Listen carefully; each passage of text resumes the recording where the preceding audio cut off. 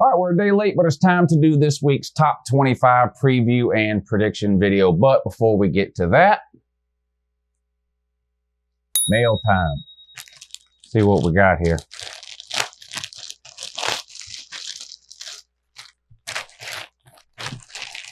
Oh, yes. Yes. Now that looks good. Now that looks real good. I mean, just look at that. I mean,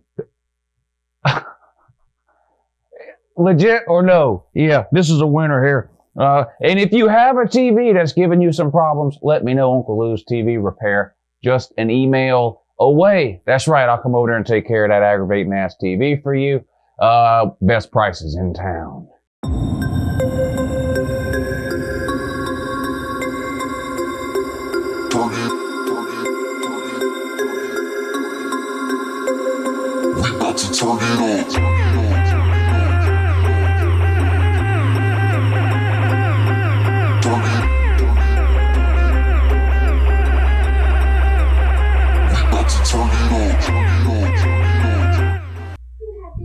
Oh, they played.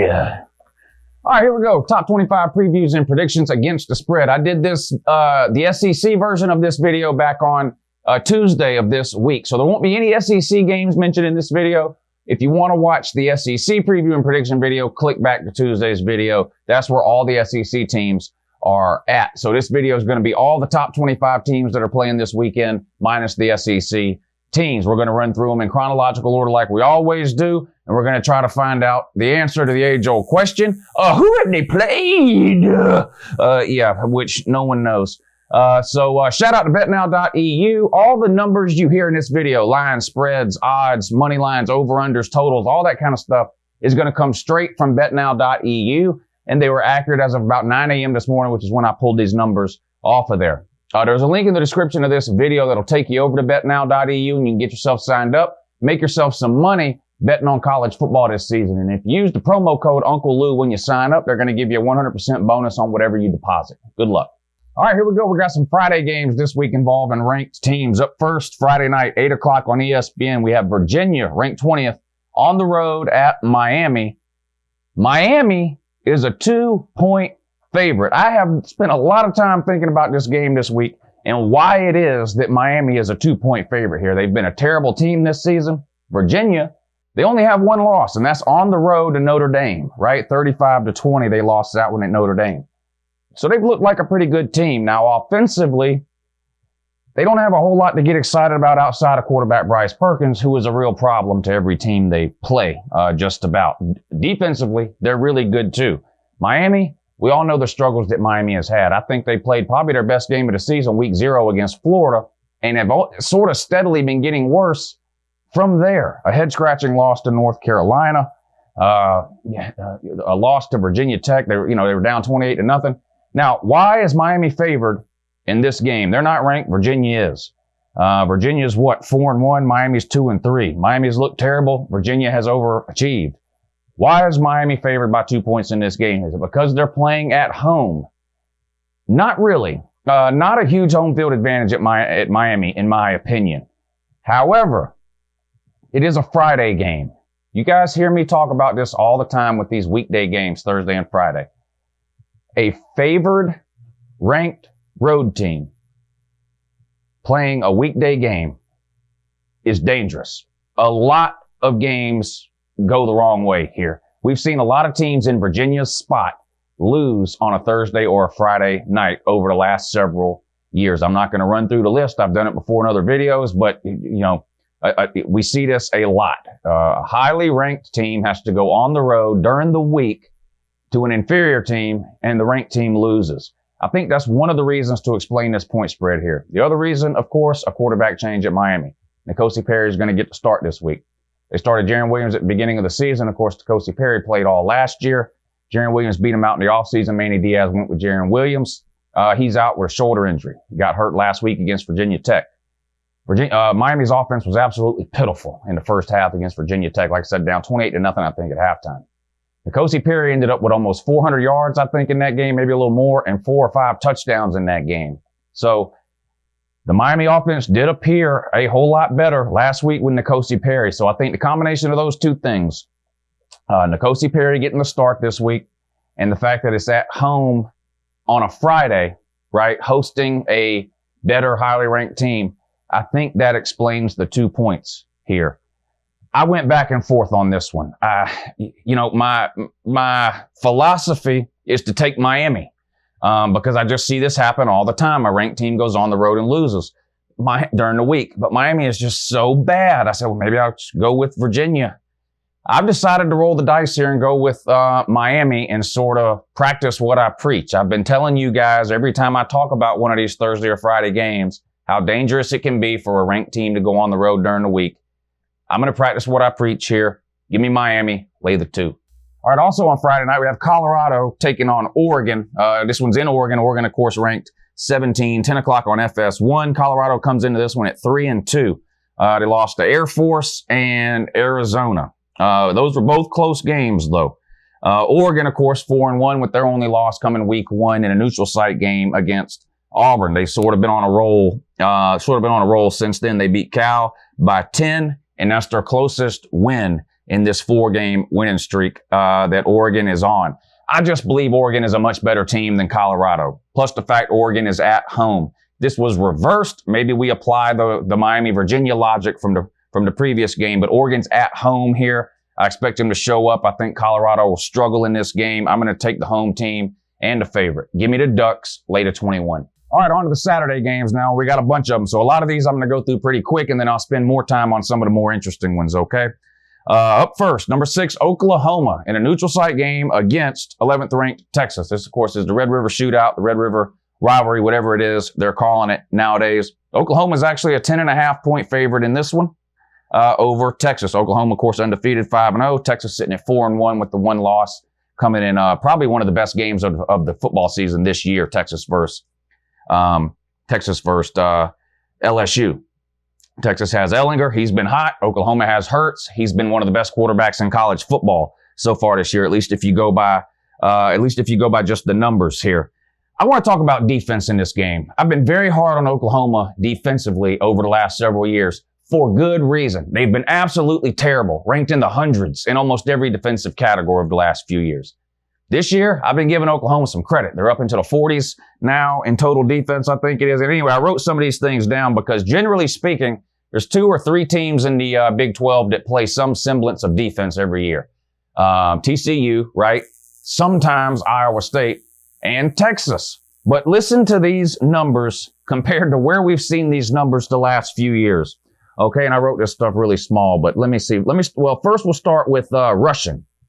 Rushing offense. Oklahoma, 3rd. So they don't just throw the ball around. Yeah, a lot of those running yards come with Jalen Hurts, but they've got legitimate running backs too, including Trey Sermon. Texas, 51st. No running backs on the team at Texas. 1 scholarship running back at Texas. They're moving wide receivers and defensive backs and everything else over to the running back position. It's that bad. Pass offense. Oklahoma, 5th. That's not a surprise. Texas, 17. So Ellinger really slinging the ball around. But listen to these defensive numbers, okay? 2 good offensive teams here. The numbers bear that out. But listen to these defensive numbers.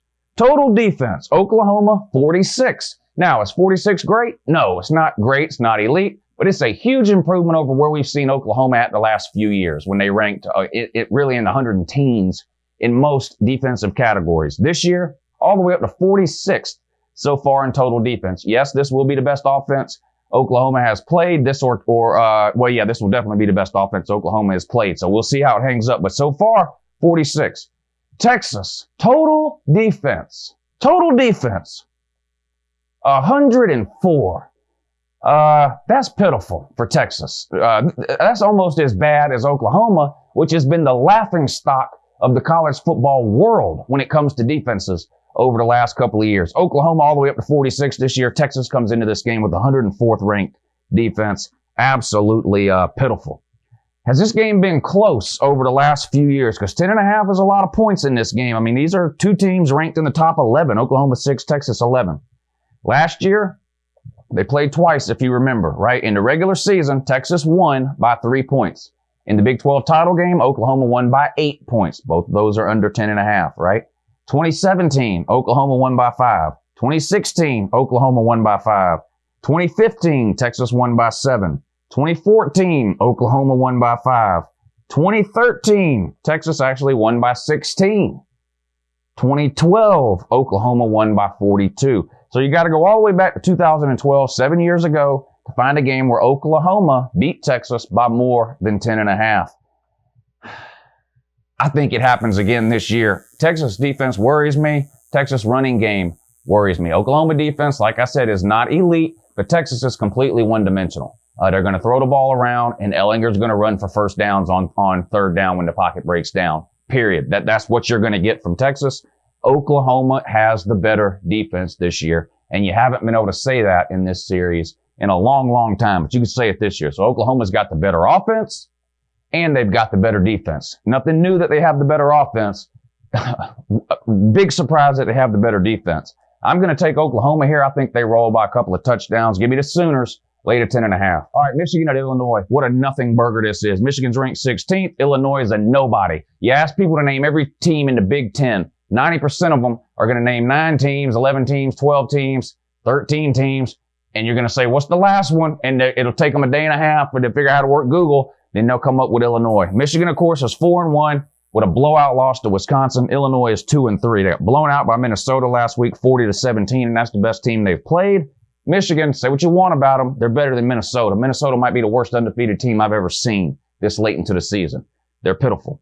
But Illinois got blown out. Michigan will do the same. Michigan is going to blow them out. I know Michigan doesn't have a great offense. They will in this game. Michigan will score in the 40s, I think, and absolutely blow Illinois away. Give me Michigan late at 23. All right, Memphis on the road at Temple. Memphis is ranked 23rd in this game. They're undefeated, one of the best group of 5 teams this year. Talk about group of 5, talking about Memphis, Boise State, and SMU. That seems to be the cream of the crop right now.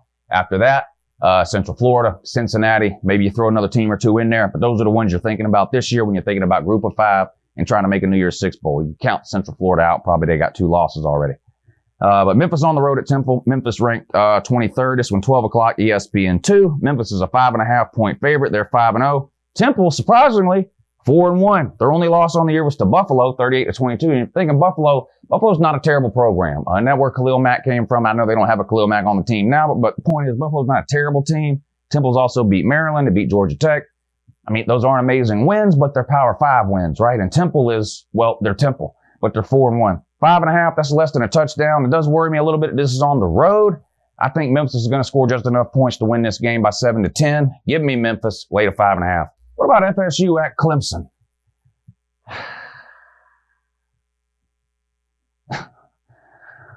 FSU at number 2, Clemson. Clemson's a 27-point favorite. ABC, 330, right? FSU, of course, 3-2, lost to Boise State, North Carolina. Clemson, of course, 5-0.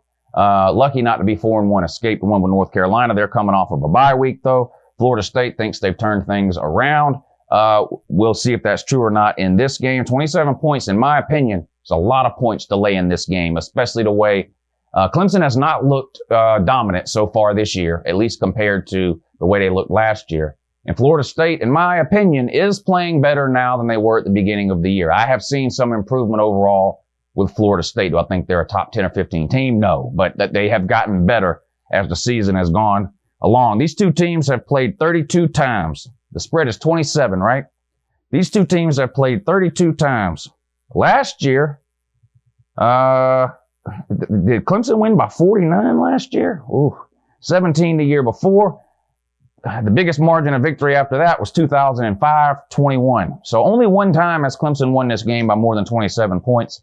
I don't see it happening this year. I know it's in Clemson. It's an afternoon game. The crowd will be hype. I think Florida State's going to do enough in this game to keep them in this game into the second half. I think this could be a one-score game at halftime even. I do think Clemson wins the game by 2 or 3 scores. I don't think it's going to be one of these nail-biting things at the end, but I don't think the Taters are going to cover this 27 here. I really wish it was 28 or 28.5 and give me the 4 full touchdowns.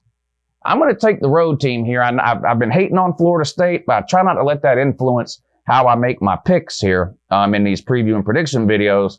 I'm going to go with the Noles on the road here to keep it closer to most people think. Give me Florida State and all those 27 points. Michigan State at Wisconsin, right? Wisconsin comes into this one ranked 8. 3:30 Pac-12 Network. Michigan State 4-2. Their 2 losses. Arizona State by 3 points. And they got blown out by Ohio State last week, 34-10. Wisconsin, of course, is on an absolute roll. They come into this game at 5-0. They have absolutely blown everybody out. They beat Northwestern by 9. Everyone else they have absolutely humiliated by 21 or more, including who was it? Michigan. Yeah, absolutely destroyed them. Jonathan Taylor, almost 800 yards already, 12 touchdowns through 5 games. Unbelievable. The guy didn't get invited to New York for the Heisman.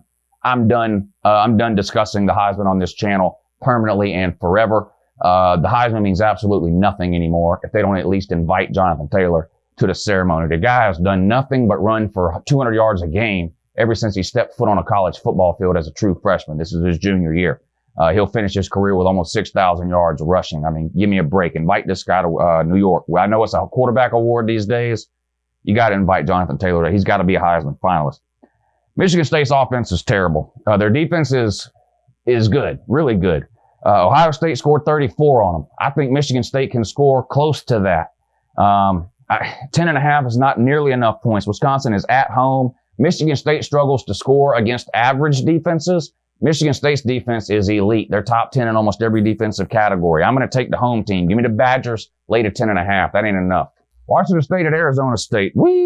Arizona State ranked 18. They're a 1.5 point favorite. I'm going to take Washington State in this one. Washington State's had a weird year, hadn't they? How did they lose to UCLA? No one knows. No one ever will know. They were up 30 points in the second half and somehow lost to a UCLA team that has trouble scoring points against anybody else they play. Washington State's 3-2. I mentioned the UCLA loss. Then they lost 38-13 to Utah. Utah's a pretty good team, though. The UCLA thing is just head scratching. Arizona State is a surprising 4-1, right? Somehow they lost to Colorado. Their best wins, I guess. Michigan State, I mentioned that. They won like 10-7, I think it was, and they beat Cal. Not sure how good of a win that is. Cal was ranked for no reason. They never should have been, but they were. But anyway, Arizona State's the home team here. They're 4-1. Washington State's got to play there. I'm going to take the home team here. Give me Arizona State, lay to 1.5. Washington State's just been too wishy-washy this year. Cincinnati on the road at Houston. Cincinnati's got 1 loss, and it was a 42-0 loss to Ohio State. They beat everybody else they played, including a Power 5 team in, who was it? Well, UCLA, now that we think about it. I think it was UCLA. Anyway, so they're 4-1. They're a 7.5 point favorite in this one. And what are they ranked? Did I even write this down? 25th. I think I already said that. Houston's 2-3. You know, they lost to Washington State, Oklahoma, and Tulsa. Not an impressive team, Houston. And now their best player on their team, Derek King, whatever his name is, De'Aaron King. I don't name these people. It's just my job to try to pronounce their names wrong, which I'm undefeated at doing, by the way. Houston was not a very good team with their quarterback, Derek King, whatever. And now he's gone. He's taking a voluntary red shirt. Don't get me started on that. So they're a worse team now, even without him. 7.5 points is not enough, even for a road trip. Give me Cincinnati, lay to 7.5. What about Texas Tech on the road at Baylor? Baylor's undefeated. Did you know that? They're ranked 22nd. They're an 11-point home favorite here. Texas Tech comes into this game at 3-2. They beat Oklahoma State. Who'd they lose to? Oklahoma, Arizona. Arizona, what is that? No one knows. This one comes on at 4 o'clock. Baylor's beat Iowa State, barely. They beat them 23-21. That's probably their best win. Who else did they beat? Kansas State 31-12. I don't think Kansas State is a great team, but 31-12 is pretty impressive there. Stop ringing! God, the hell would call me while I'm trying to do YouTube. Give me Baylor, lady 11. What about Southern Cal at Notre Dame? Or if you're one of these people that thinks Notre Dame's going to lose a game, you're running out of opportunities. Maybe this is one of them, but Notre Dame gets them at home. They come into this one ranked 9th, right? 4-1. They're only lost to UGA. They're a 10.5 point favorite. Southern Cal's 3-2. Another team like Washington State that's been up and down this year and hard to figure out. They lost to BYU and Washington. They beat Stanford and Utah. Now, I think Stanford and Utah are better than BYU and Washington. But somehow they lost to BYU and Washington and beat Stanford and Utah. They're on like their 9th string quarterback. Southern Cal doesn't seem to matter. They're certain weeks they look good, certain weeks they don't. Doesn't seem to matter who the quarterback is. I don't think they're ready for this one at Notre Dame. Like I said, Notre Dame doesn't have a whole lot of big games left on their schedule this year. This is one of them. I think the crowd will be excited. It's a night game, 7:30. Is it 7:30 or 3:30? It is 7:30. on NBC. I think Notre Dame rolls in this one. This one could be close for a half or so, but I don't see Southern Cal keeping up in the end. I think this will be similar to the Virginia game. If you remember, I think Virginia was actually beating Notre Dame at halftime, 17-14. 17-14. The final score was like 35-20. Could see something similar here. I'm going to take the Fighting Irish at home, late at 10.5. Penn State's toughest game so far. So some people are still questioning Penn State. They've done nothing but blow out almost every single team they played, but they come into this game undefeated at 5-0 and ranked 10th. They got to go on the road, though, to a number 17 Iowa team who's currently sitting at 4-1. Their only loss was last week to Michigan. A hard game to watch. Michigan won that one 10-3. This one comes on 7:30 on ABC. Iowa's best win, I guess, is Iowa State. They won by 1 point, 18-17. Penn State, like I said, has beat everybody they've played, and they at times have looked completely unstoppable. What the hell does this say here? Hell, I don't even know what this says. I'll just be writing stuff down. Oh, 17-10, they beat Pitt. Weird game there, in-state rivalry. Everyone else, they've absolutely mollywopped. 3.5 points at Iowa. Iowa's got an okay defense, but let's not act like keeping Michigan at 10 points is some accomplishment that no one's ever done before. Michigan's offense seems to fold up like a cheap tent every time they play any defense that can fog a mirror. So I'm not convinced that Iowa's that great of a team. Penn State, on the other hand, like I said, has looked absolutely dominant. I'm going to take the road team here. I think Penn State keeps it rolling. If you want Penn State to lose, I think they're going to have to lose to one of the big boys in the Big Ten. That being, maybe Michigan, Ohio State, maybe Michigan State if they find an offense, maybe Wisconsin later on down the road in a Pac-12 title game, something like that. I don't think they're going to lose this one, even though it's on the road. This is a tough spot, but 3.5 just isn't a whole lot of points here. If this was 6.5 or even 7, I probably would consider taking Iowa, but I think Penn State's going to find a way to keep the bus rolling here. Give me Penn State, late at 3.5 and that. And this, what about Louisville at Wake Forest? Wake Forest is the new cow. What do I mean by that? Well, Wake Forest is 5-0. No one knew that and no one cares. But because they're 5-0, these idiots in the AP poll said, well, we better rank them. So now they're 19th this week for absolutely no reason. If you think there's only 18 teams in America that are better than Wake Forest, you're smoking a special type of crack. That's all I can tell you. Wake Forest is at home, ranked 19th. They're a 6.5 point favorite in this one, 7:30 on the ACC network. Like I mentioned, Wake Forest is 5-0. Beat Utah State by 3. Beat North Carolina by 6. Beat Boston College by 3. I'm not impressed with that. Blew out a couple of nobodies. Louisville, on the other hand, lost to Notre Dame, lost to Florida State. So, they beat Boston College, same team Wake Forest beat. Wake Forest beat them by 3. Louisville beat that same Boston College team. Hell, Kansas beat Boston College. It was at 48-24. It's not act like Boston College is good. Wake Forest beat them by 3. I'm going to roll the dice here. Wake Forest is going to lose eventually. They're not going undefeated. Let's just be real. My best guess is it's this week. I'm going to take an upset here. Give me Louisville and those 6.5 points. Utah at Oregon State. No one will watch this game, I promise. Utah comes in ranked 15th. They're 4-1. Their only loss is to Southern Cal. Oregon State 2-3. Best wins UCLA. That tells you everything you need to know about them. Lost to Stanford, lost to Hawaii, lost to Oklahoma State. 8 o'clock on the Pac-12 network. I remember if I said that. Utah's a 14-point favorite. That's not nearly enough. Utah's got a great defense. Oregon State struggles on offense against most teams. Overall, they've been one of the worst Power 5 teams in America over the last 10 years or so. Utah is consistently, lately anyway, a 9, 10, 11 win team. Give me the road team here. Utah, Lato's 14.